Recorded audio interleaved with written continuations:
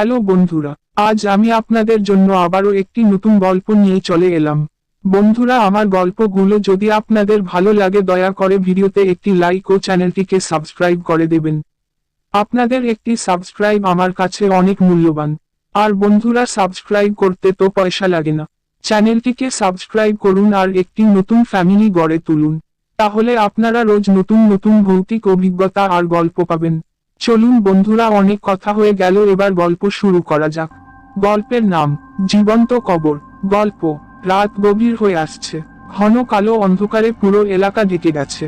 এমন এক রাতে শিবপুর গ্রামের প্রান্তে জঙ্গলের পাশের ছোট্ট এক ঘর থেকে অদ্ভুত কিছুর আভাস পাওয়া যায়। ঘরের একমাত্র বাসিন্দা ৬৫ বছর বয়সী বৃদ্ধা মাধবী আজও জেগে আছেন। বয়সের ভারে তার শরীর ভেঙে পড়েছে, কিন্তু একটা অভিশপ্ত গোপন সত্য তাকে বেঁধে রেখেছে জেগে থাকার শাস্তিতে। প্রতিটি রাতে এই সময় তিনি গভীর নিঃশব্দে অপেক্ষা করেন। যদিও মাধবী জানেন আজকের রাত একটু আলাদা, কারণ আজ এক ভয়ানক ঘটনা ঘটতে চলেছে। তার বয়স যখন ৫০-এর কোঠায়, তখন এক ভয়ানক পাপের কারণে তাকে আজীবন অভিশপ্ত হতে হয়। এই অভিশাপ তাকে আজকের রাতের মুখোমুখি হতে বাধ্য করেছে। গল্পের শুরু সেই ভয়ানক রাতে।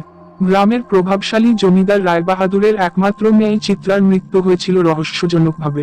সবাই জানত চিত্রা ছিলেন অত্যন্ত মিষ্টভাষী এবং বিনয়ী, কিন্তু মৃত্যুর দিন থেকে গুজব ছড়িয়ে পড়ে যে তার আত্মা শান্তি পায়নি। একদিন গভীর রাতে মাধবীর কানে এলো এক কান্নার শব্দ, যা তার হৃদয়কে কাঁপিয়ে দিল। শব্দটা যেন আসছিল মাটির গভীর থেকে। ভয়ে জমে গিয়েছিলেন মাধবী, কিন্তু তার মনে কৌতূহল জন্ম নিল। তিনি মাটির গভীর থেকে আওয়াজের উৎস খুঁজতে লাগলেন। শেষমেশ মাধবী সেই জায়গায় পৌঁছালেন যেখানে চিত্রাকে কবর দেয়া হয়েছিল। মাধবী জেনে গেলেন যে চিত্রাকে জীবন্ত কবর দেয়া হয়েছিল। চিত্রার আত্মা এখনো সেই জ্যান্ত কবর থেকে মুক্তি পেতে চাইছে, কিন্তু মুক্তি পাওয়ার আগে সে প্রতিশোধ নিতে চায়। এক রাত গভীর অন্ধকারে মাধবী নিজের আতঙ্কের মুখোমুখি হলেন। তার সামনে চিত্রার ভূত এসে দাঁড়ালো।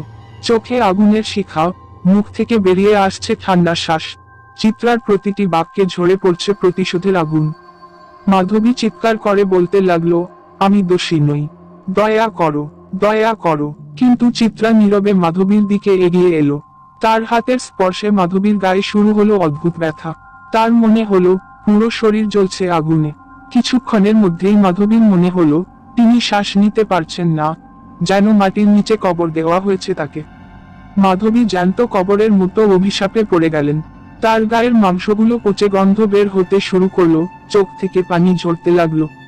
সারা রাত মাধবী ব্যথায় কাতরালেন, কিন্তু চিত্রার ভূত কোনো দয়া দেখালো না। সারা রাত ধরেই সেই ভূতের সাথে যন্ত্রণা সহ্য করতে হলো তাকে। এক সময় মাধবী অচেতন হয়ে পড়লেন। সকালের সূর্য উঠতেই গ্রামের লোকজন মাধবীর বাড়িতে আসলো, কিন্তু কেউ তাকে খুঁজে পেল না। মাধবীর ঘরের মেঝে ফেটে পড়েছিল, আর সেই ফাটলের নিচ থেকে পাওয়া গেল চিত্রার কঙ্কাল। গ্রামের লোকজন বিশ্বাস করতে লাগলো যে চিত্রার আত্মা মাধবীর প্রতিশোধ নিয়েছে। মাধবীর সেই অভিশপ্ত কঙ্কাল আজও সেই গ্রামের সাপ হিসেবে বয়ে বেড়ায়। কেউ কখনো সেই ঘরের সামনে দিয়ে যাওয়ার সাহস পায় না। গল্পের শেষ হয় এই ভৌতিক সতর্কবার্তা দিয়ে যে কোনো পাপ অপরাধীর পিছু ছাড়ে না, তা যতই গোপন হোক না কেন।